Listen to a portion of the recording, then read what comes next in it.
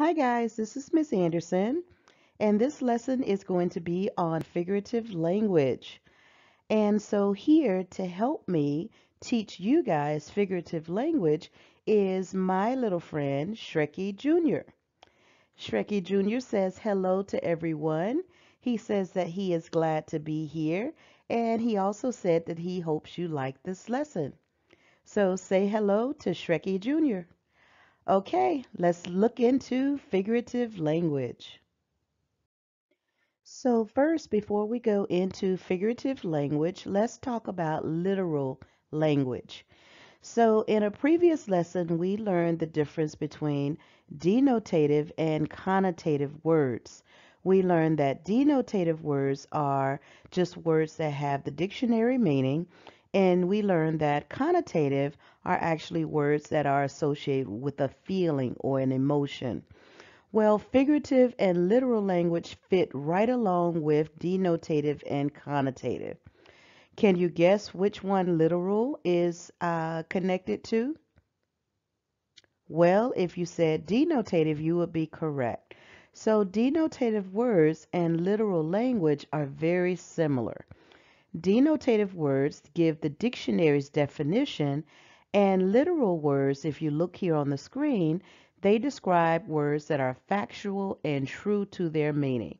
So both of those are very much the same.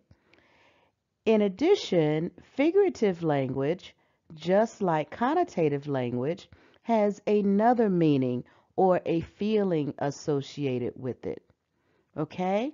So there's a big difference between figurative and literal, but what you want to understand about literal is that the words they have the same meaning as if it were the dictionary meaning, just like denotative.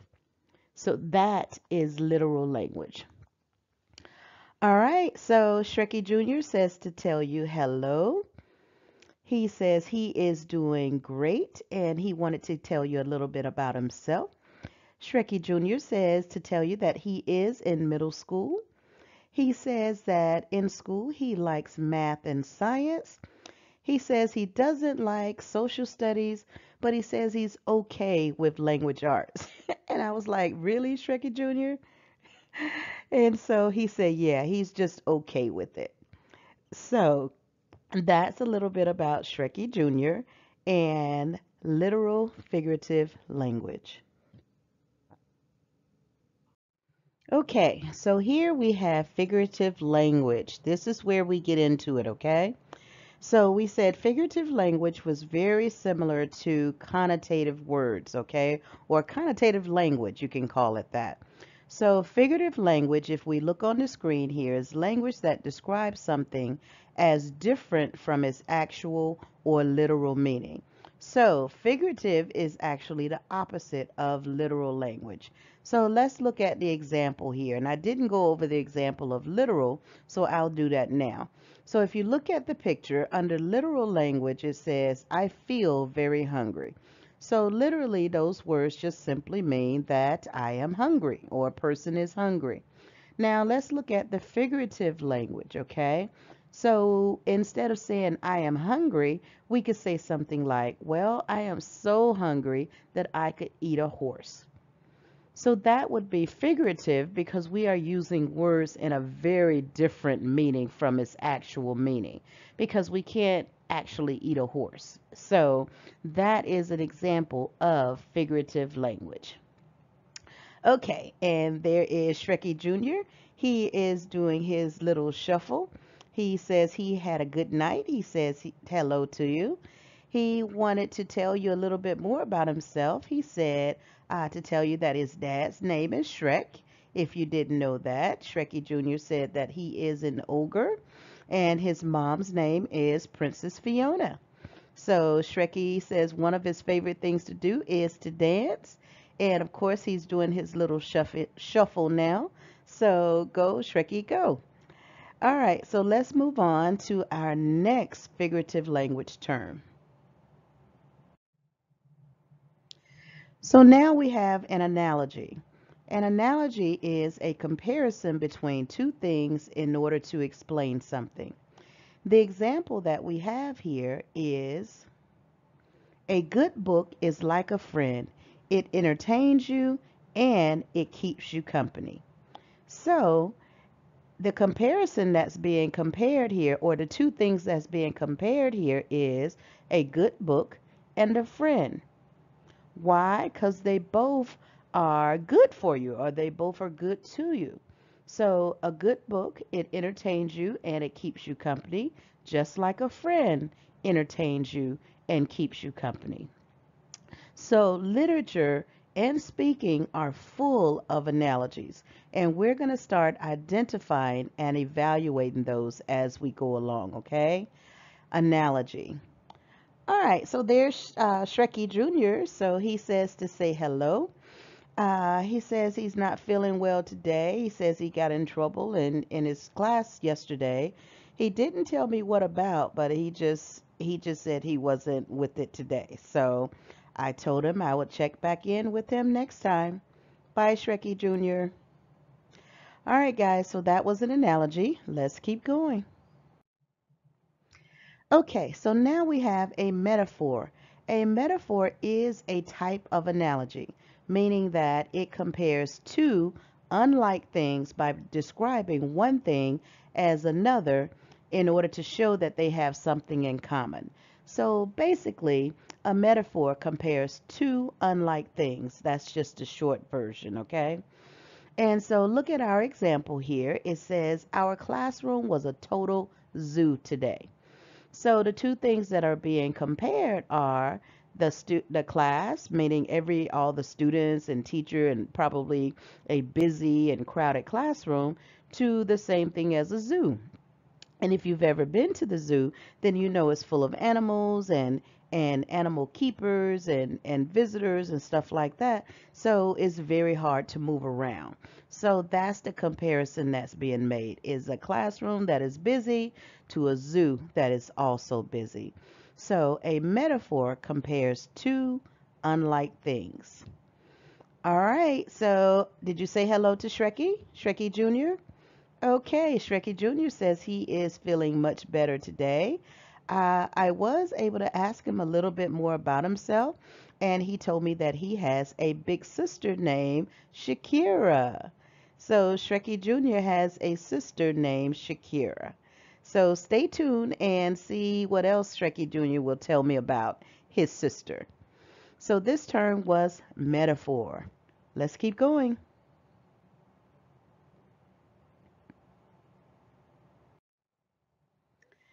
Our next figurative language term is called a simile.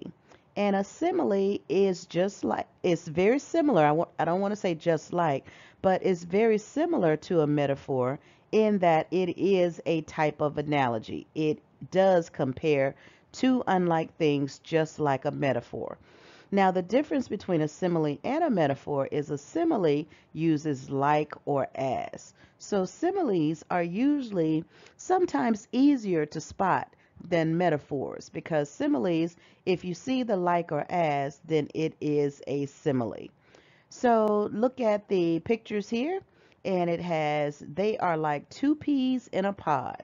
So if you look at those two peas, they're both smiling, they're hugging, they're together, they're sitting in their little pod, and they're just as happy as can be.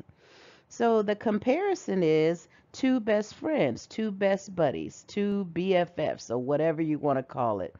They hug, they cry, they laugh, they have fun, they go everywhere together, they share things. So that analogy, two peas in a pod, is comparing two people that are very close. So a simile compares two unlike things, just like a metaphor, but a simile uses like or as. Okay, Shrekky, he can't wait. He can't wait to say something. He's chomping at the bit. He keeps tapping me on the shoulder. I'm like, wait. Let me finish with simile. So Shrekky says to say hello to you. He says that he is very happy because he won his soccer game yesterday. So he wanted me to tell you that he likes playing soccer, and he also likes playing basketball as well. So those are the two things about Shrekky that he wanted you to know today. All right, so our figurative language term was simile. Let's keep going.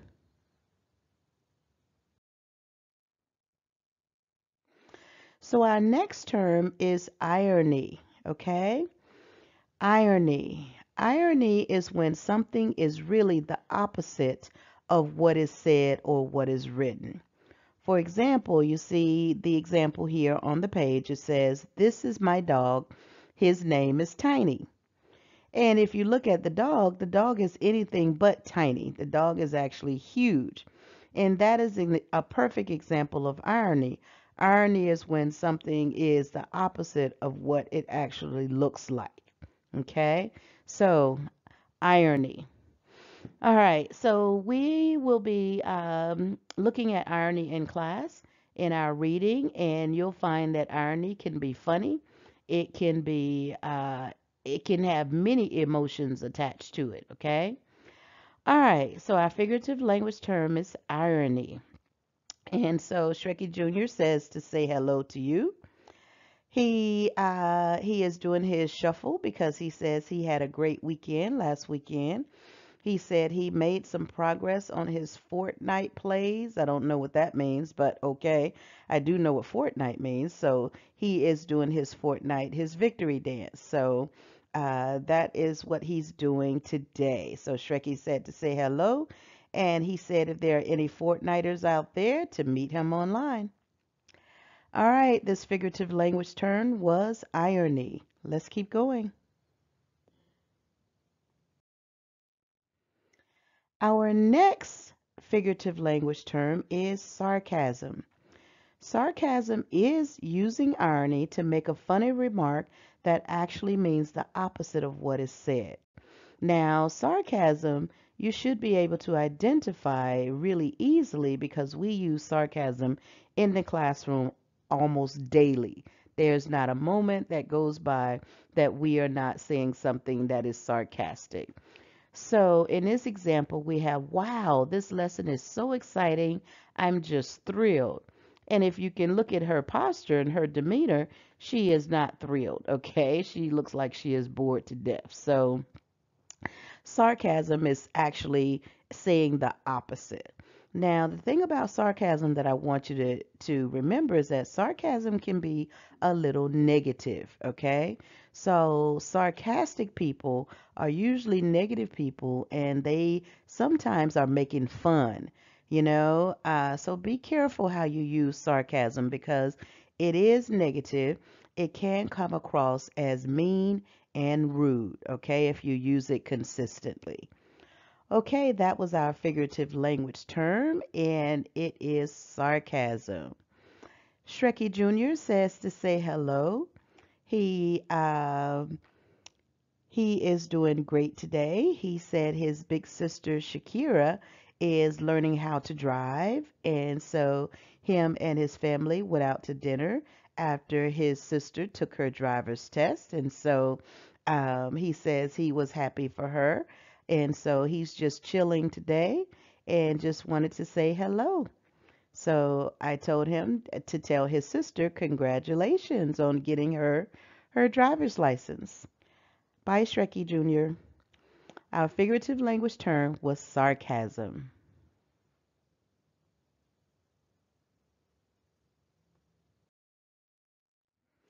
Our next term is imagery. Go Shrekky Jr., go Shrekky Jr. Imagery. Imagery is language used to help the reader use their five senses in order to create a clear image or picture in their mind. So, imagery, when I think of imagery, I think of imagination because when you're reading, when a writer uses the five senses, then they are able to make you visualize, they are able to make you hear, they are able to make you feel, make you smell, and make you taste something.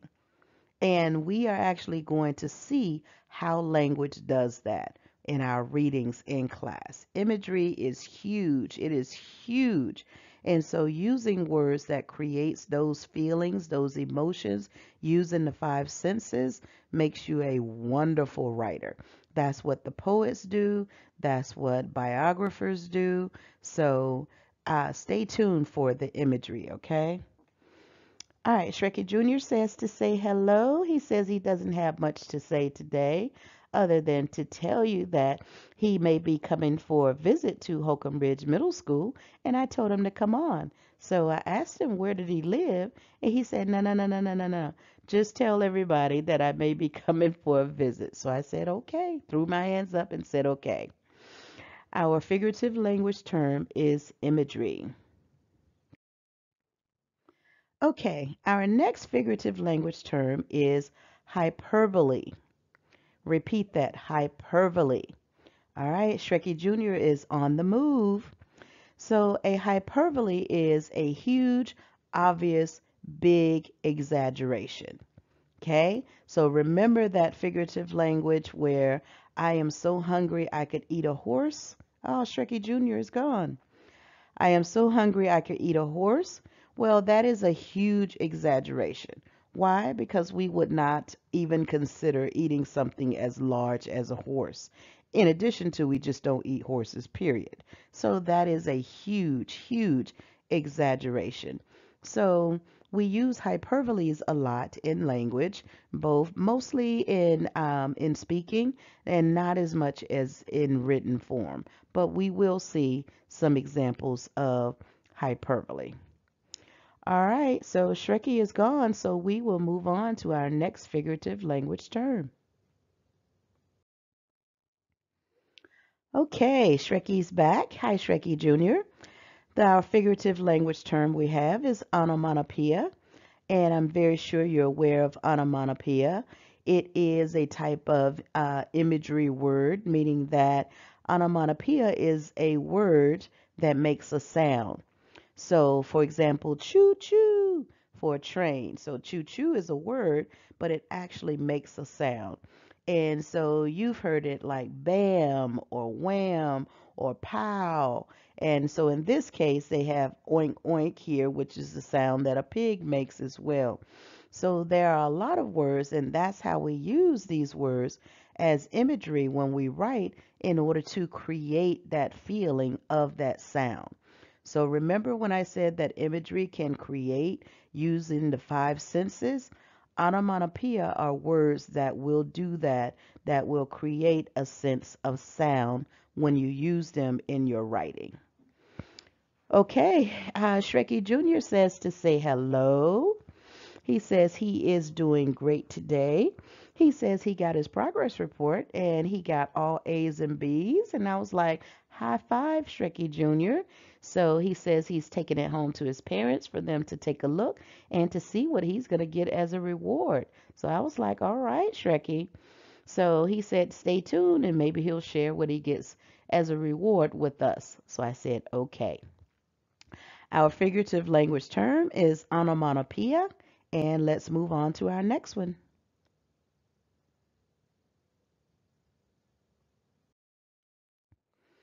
Okay, our next figurative language term is alliteration. Ooh, Shrekky is huge. Shrekky Jr. is huge.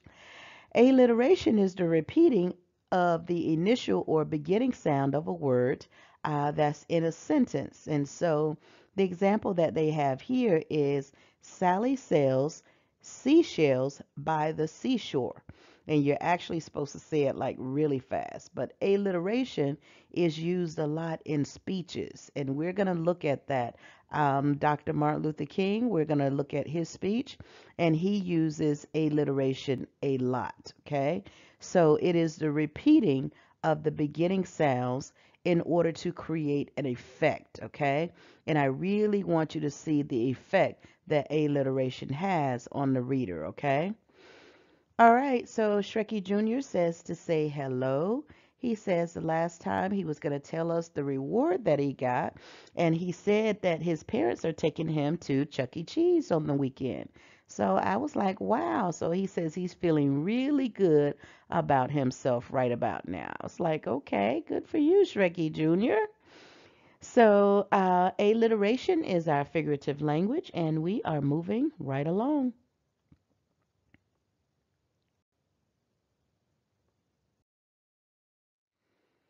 Our next term is an idiom. So, an idiom is a well known phrase that has a different meaning from what is said. For example, it's raining cats and dogs. So, that is a well known phrase that we use when we want to say it's raining very hard outside. So, if it's like raining hard, then we say, oh my goodness, it's raining cats and dogs out there. Now, why cats and dogs? I do not know. But an idiom is a well known phrase that has a different meaning because it's certainly not cats and dogs falling out of the sky. So we will come across lots of idioms in our reading. Okay, Shrekky Jr. says to say hello. He said today is just a chill day. He says it is Sunday for him and he is just relaxing. And I said, okay. All right, on to our next figurative language term. Okay, our next figurative language term is personification. Personification gives an object or thing human qualities, such as Shrekky Jr. Shrekky Jr. is an example of personification. Shrekky Jr. is an ogre, and in actuality, ogres are monsters. They're supposed to be man-eating monsters.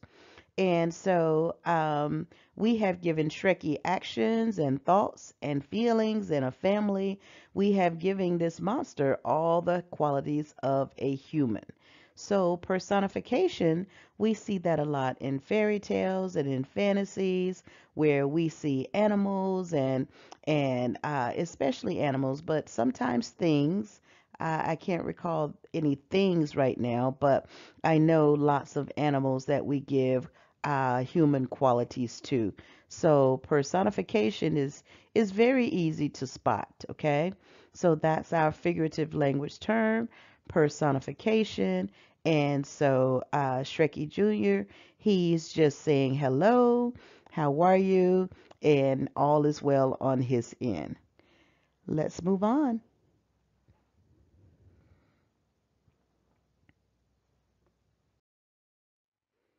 Our next term is symbolism. Symbolism is when something stands for or represents something else. So if we look at the picture here, it says a white dove is a symbol of peace. And so our American flag, or all flags for that example, for that uh, I'm not quite sure what I was trying to say, but all flags are examples of symbolism. So each flags represent that country and whatever that country stands for. So our flag, the United States flag, it represents the 13 unions that came together when America was first founded and how they came together under one government.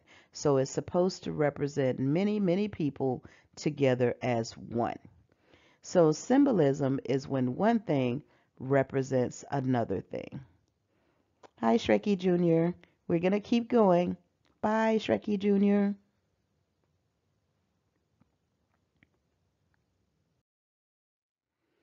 An allusion. So, an allusion is a type of figure of speech that makes a reference. So, it's very similar to symbolism, but an allusion makes a reference to a well known person, event, place, or thing.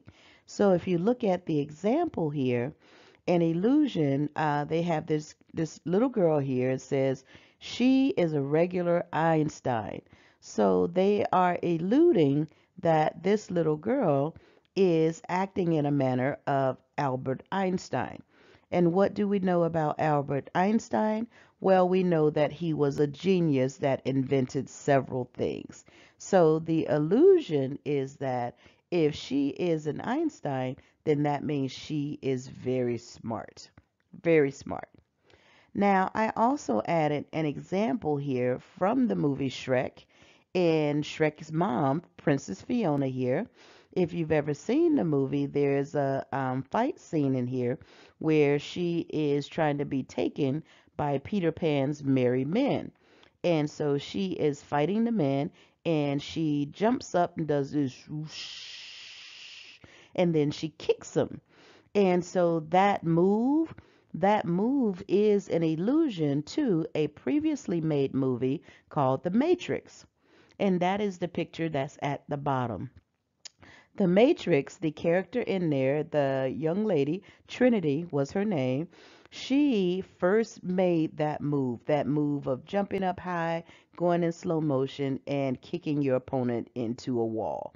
Well, ever since Trinity did that, all movies, every movie that came after that had that Matrix move in it.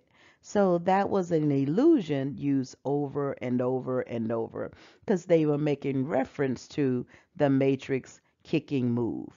So that is an example of illusion. So Shrekky Jr. is like, man, that was long. On to our next term. Okay, here we have a cliche or cliche. So a cliche is a word or phrase that is well known or very familiar. The example here is I'm having the time of my life. Okay. There are literally millions of cliches out there, and we are definitely going to be on the lookout and identify some as we are reading. Okay. All right. So we're going to move on to our next term. So a cliche is just a well known phrase that is very familiar to a group of people.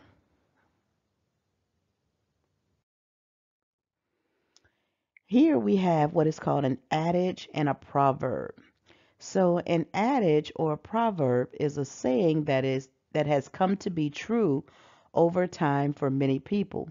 So it's very similar to the one before, but an adage, how it is different is that if people say something enough times, then it kind of becomes true, you know? So this one, Shrekky wanted me to tell you that he loves adages and proverbs. Why?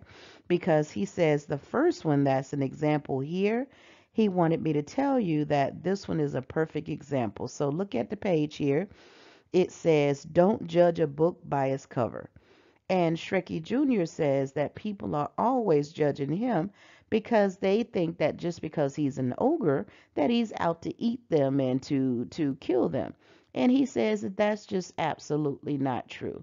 So he says that he is a perfect example of a proverb in that people should not judge a book by its cover. And what that means is you should not judge a person just by how they look.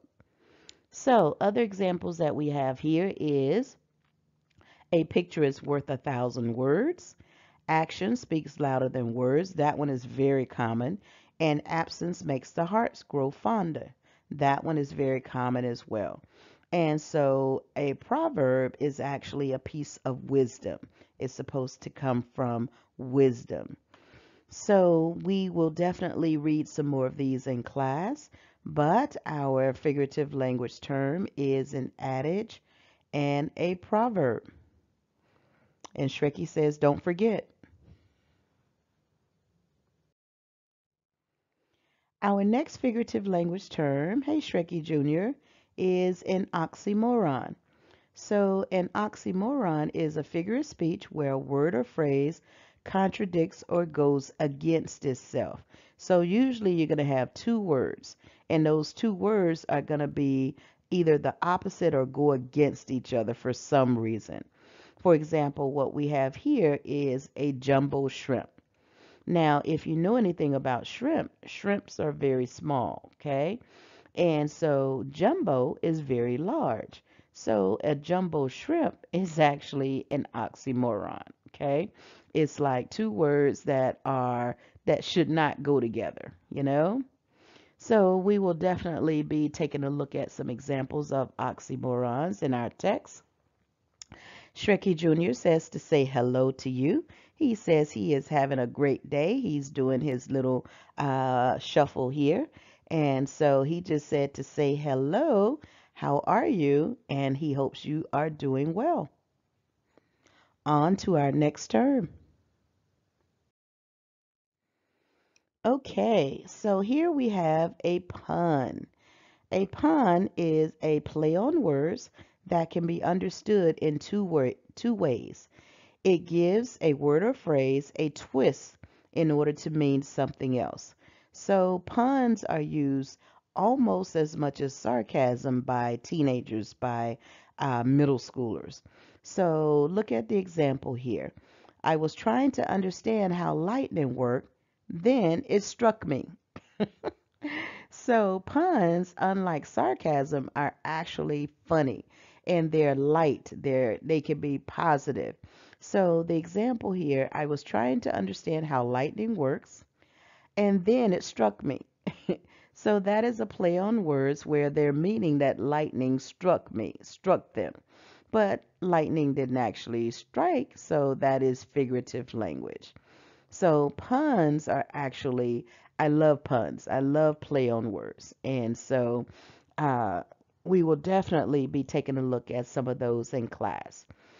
And so Shrekky Jr. he came by, he stopped by, and he wanted me to tell you all too that he hoped you enjoyed this lesson.